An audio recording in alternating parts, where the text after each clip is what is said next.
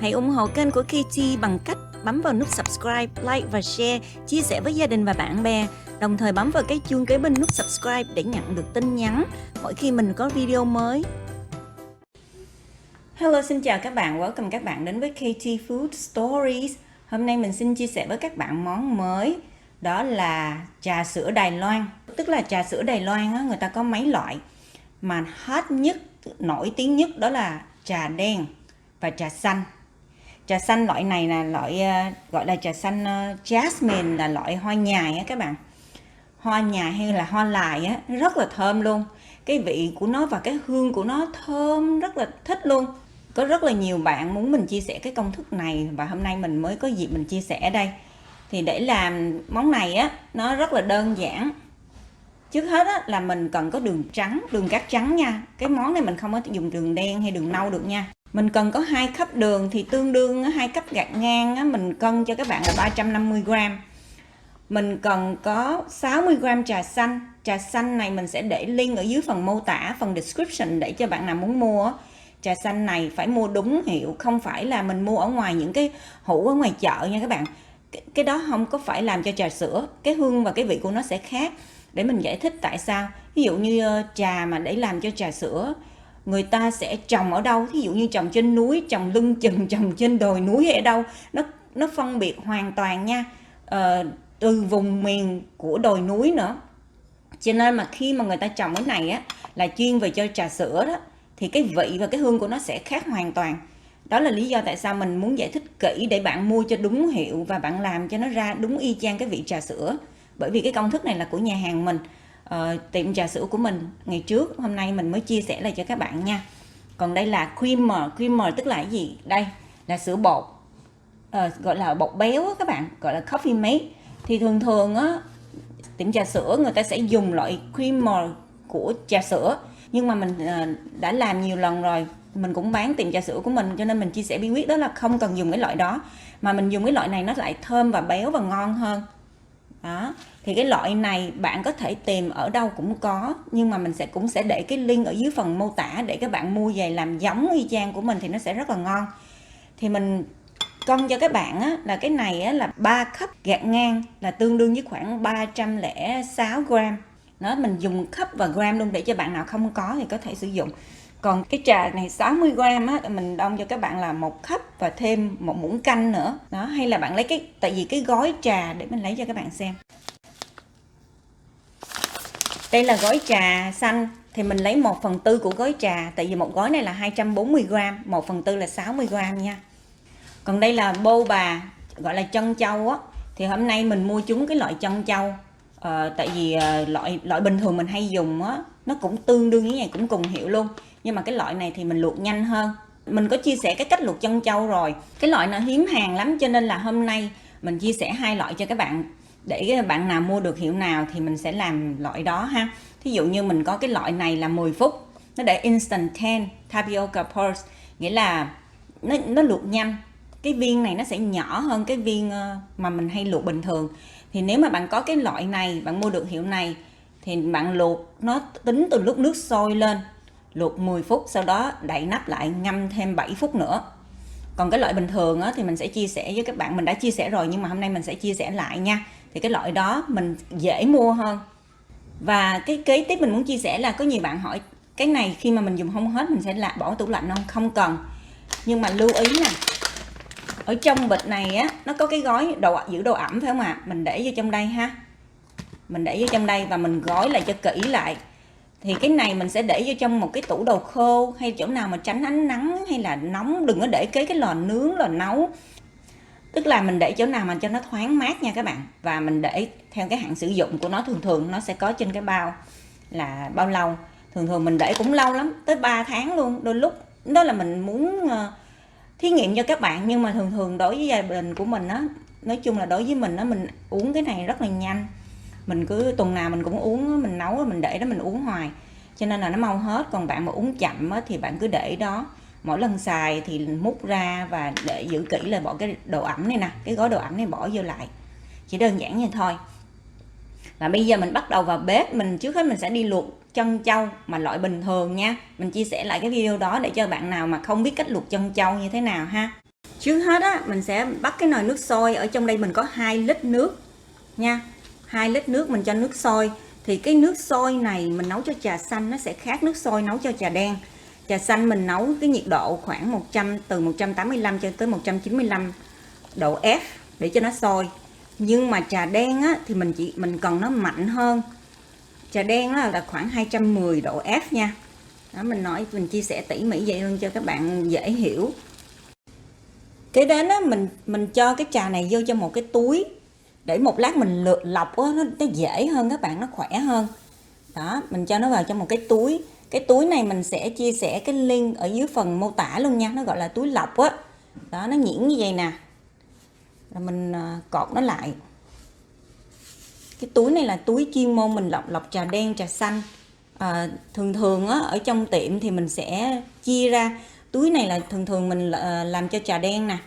Nhưng mà ở nhà thì mình muốn làm chung cũng không sao, mình chỉ giặt sạch rồi mình sử dụng lại không sao hết. Rồi bây giờ mà mình sẽ cho cái túi trà vào trong đây. Mình cho túi trà vào trong đây và mình tắt lửa. Nhớ đẩy cái này xuống để cho trà nó ngấm xuống này các bạn. Và mình sẽ đậy nắp nó lại, mình ngâm ở trong đây 10 phút. Mình thích uống trà tùy theo cái khẩu vị mỗi người. Thường trà mà bán cho giới trẻ đó thì sẽ không có đậu nhẫn. Tại vì đậu nhẫn, giống như đậu nhẫn thì giới trẻ người ta không có thích. Thì bạn ngâm 5 phút thôi. Còn mình thì thích uống nó giống như nó đậm đà. Bởi vì bạn ngâm ít quá thì nó sẽ không có đậm đà, nó chưa ra hết được á. Thường mình sẽ cho vào đây mình ngâm 10 phút nha. Bây giờ là sau 10 phút rồi, mình lấy nó ra. Mà mình bắt đầu mình đi pha nha. Mình pha trà. Mình lấy cái túi trà này ra ha. Mình vắt cho cái trà này ra tiếp nha. Sau đó mình đổ cái trà này vô trong cái thau nha. Rồi bây giờ mình đi pha trà nha. Mình cho, cái này là sữa béo vô nè, đường. Kế đến mình đổ trà vào đây. Đổ từ từ tại vì nó có cái cặn ở dưới á các bạn. Mình đừng có đổ vào đây nè. Và mình trộn đều nó lên cho nó tan hết đường và bột béo nha. Cái đến mình cho vào đây đá. Tại sao? Bởi vì để mình làm như vậy thì mình bán, trong thời gian mình bán là cái này nó nguội á, mình cho đá vô cho nó nguội. Bởi vì khi mà bạn không cho đá thì nó nóng gì lâu nguội á, mình không có bán được. Cho nên là mình để như đá vào. Thì cái đó là một trong những cái bí quyết mình chia sẻ của nhà hàng ha, của tiệm trà sữa. Đó là mình cho vào đây 1 lít 1/4. Nhớ nha, 1 lít và 1/4 lít nữa của đá cục đó nha, đá viên á các bạn.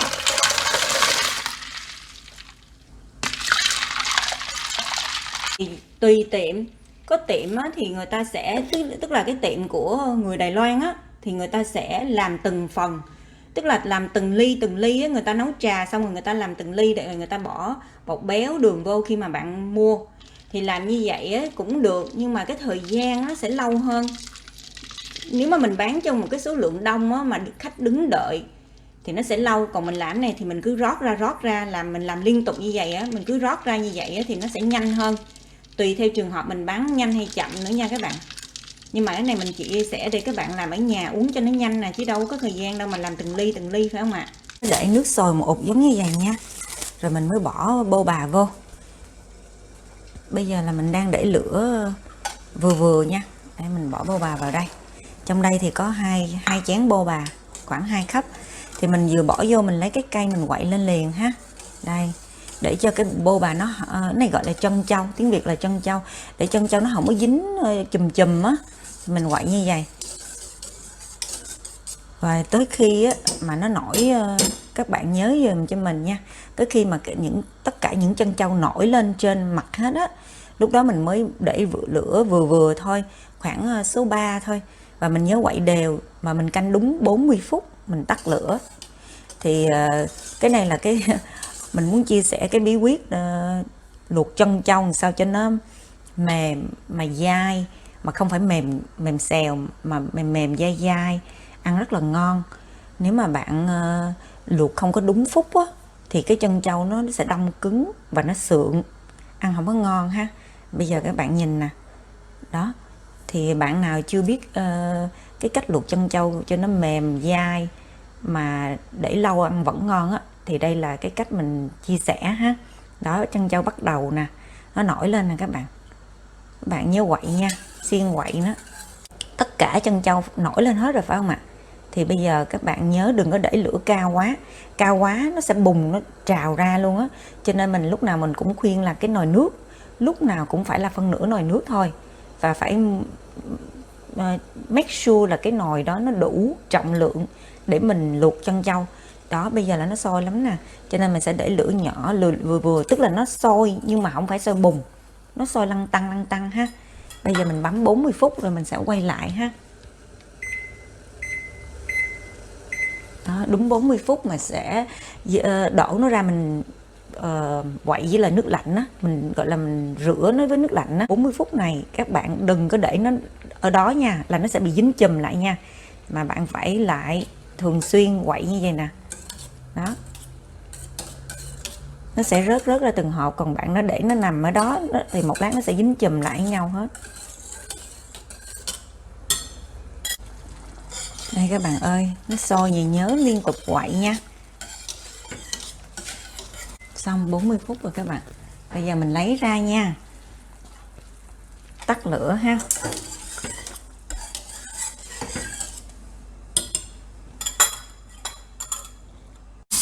Bây giờ mình xả nước lạnh nha các bạn, bỏ nước lạnh ha, cho nó ra hết cái chất nhờn á. Rồi đây là xong đây các bạn. Thì mình đã chia sẻ cái công thức luộc bô bà chân trâu rất là nhiều lần rồi đó, nhưng mà cũng có vài bạn hỏi mình. Thì bây giờ mình sẽ bỏ vào đây cái đường nâu, mà đường gọi là đường nâu đường đen mình thắng á. Bạn nào mà chưa có biết cái công thức này thì xem cái video mình có chia sẻ trong sữa tươi chân trâu đường đen, thì bạn trộn nó lên. Mình đã chia sẻ cái cách làm chân trâu tại nhà, tức là làm từ đầu luôn, mình tự nhào bột mình làm luôn á. Nhưng mà mình biết rất là nhiều bạn không có thời gian để làm, cho nên là mình cũng chia sẻ cái này để cho bạn nào mà không có thời gian thì mình có thể mua về mình tự luộc mình ăn. Thì cái này là made in Đài Loan chứ không phải bên chỗ khác nha, Đài Loan nha. Và các bạn lưu ý giùm mình, rất nhiều câu hỏi mình là khi mà ăn không hết á, thì mình bỏ trong tủ lạnh được không? Được, nhưng mà các bạn thấy nè, mình đã cho nước đường vào đây rồi phải không ạ?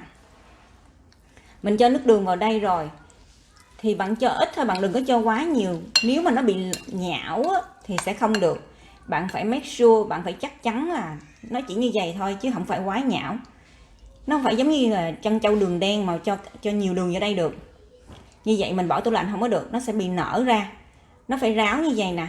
Đó. Và khi mà nó ráo như vậy, bạn đậy kỹ lại, bạn cho vào tủ lạnh. Khi nào bạn muốn ăn đi thì nó sẽ bị sượng đúng không? Bạn múc nó ra. Và bạn phải đeo bao tay, bạn dùng cái tay bạn tách ra từng viên nhỏ viên ra, tách nó ra với lại nước lạnh á. Tách nó ra với lại nước lạnh á. Và sau đó bạn bỏ vào trong lò vi sóng, tức là trong đó có nước lạnh nha, hay là nước ấm á. Bạn bỏ vô trong lò vi sóng, bạn hâm khoảng 90 giây cho khoảng một muỗng như vậy nè. Còn nếu mà số nhiều thì dĩ nhiên sau 90 giây bạn lấy ra, nhìn vô trong microwave mà thấy nó nổi lên á là được rồi, tức là nó nổi lên nghĩa là nó chín á, là ở trong mình ăn thử nó mềm á, rồi lúc đó mình xả nước lạnh và mình cho đường vô lại, mình ngâm lại. Cái đó là cái cách gọi là ăn dã chiến á các bạn, tức là mình ăn không hết mình bỏ vô trong tủ lạnh mình ăn dã chiến. Còn nếu như mà bạn ăn hết được thì dĩ nhiên nó ngon hơn. Còn để tủ lạnh mà làm kiểu này á, thì thí dụ như cái này là 10 điểm đi, thì bỏ tủ lạnh như vậy thì ăn khoảng 6 điểm, nhưng mà ăn giống như kiểu đỡ ghiền á các bạn. Thì hôm nay mình đã chia sẻ hết tất cả cho bạn nào, những cái câu hỏi nào mà hỏi thường xuyên nhiều nhất mình sẽ trả lời ở trong đây nha. Cái này một là ngâm với mật ong, hai á, là ngâm với lại đường đen này, mình nấu đường đen á. Còn ba, một cái bí quyết nữa rất là ngon luôn, đó là bạn nhớ cái mình có chia sẻ cái trái vải mà loại thạch trái vải không, mình có chia sẻ lúc trước á. Mình sẽ để link ở phía dưới phần mô tả cho các bạn để bạn biết nó nhìn như thế nào. Bạn lấy cái nước á, cái nước trái vải á, ở trong cái thạch nó có cái nước, mình ăn cái còn cái nước á, bạn ngâm với nó, ôi ôi nó rất là ngon luôn. Cái nước trái vải đó mình không có bỏ nha, mình ngâm với lại chân trâu rất là thơm ngon luôn. Một công thức quá là đơn giản phải không ạ?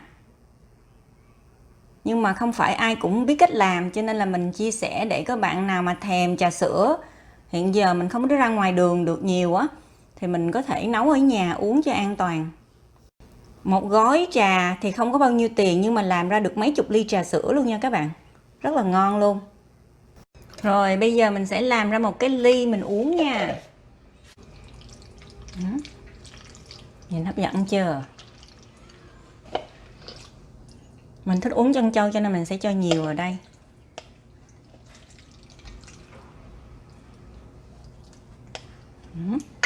Hai muỗng luôn. Rồi đó mình cho đá vào. Ở nhà mình thì có đá cục này thôi, nhưng mà nếu được các bạn đập nó ra. Rồi mình cho trà vào đây.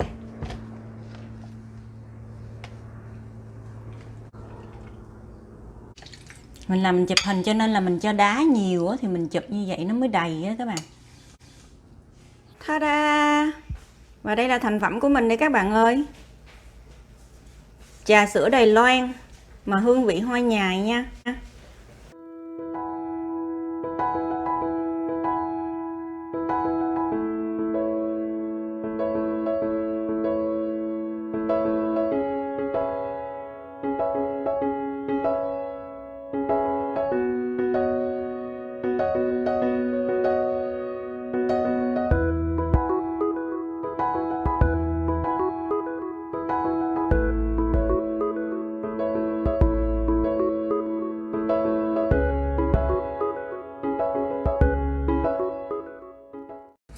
Và bây giờ mình sẽ uống thử xem nó ngon như thế nào nha.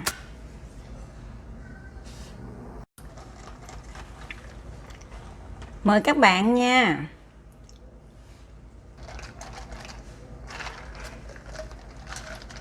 Quá chừng trân châu luôn. Mời các bạn nha.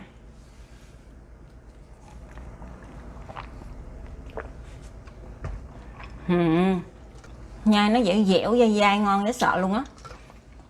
Cái trà á, nó thơm thiệt là thơm, và nó có vị béo của cái bột béo á, ngọt ngọt không quá ngọt. Cái công thức này là mình chia sẻ cho số đông, tức là sao ạ? Là mình bán khi mình bán ở trong tiệm trà sữa thì mình làm cái công thức này. Khi mà khách hàng mà muốn thêm đường hay là lạc hơn á thì mình sẽ có cách khác để mình sửa. Còn bạn mà uống ở nhà thì lúc mà bạn bỏ đá vô xong bạn quậy á, mà nếu mà nó ngọt so với khẩu vị của bạn thì bạn cho thêm đá. Còn muốn lạc thì cho thêm đường, chỉ có vậy thôi à. Rất là đơn giản ha. Ngon vô cùng luôn nè. Và bây giờ mình tạm thời chia tay các bạn, mình đi uống tiếp nha. Mình chúc các bạn làm thành công và uống ngon miệng. Nếu như bạn có thắc mắc gì xin để comment ở phía dưới, mình sẽ cố gắng trả lời nhanh nhất có thể. Và nếu như bạn thích video này mà chưa có subscribe kênh của KT, xin hãy bấm nút subscribe, like và share, chia sẻ với gia đình và bạn bè nha. Thank you for watching.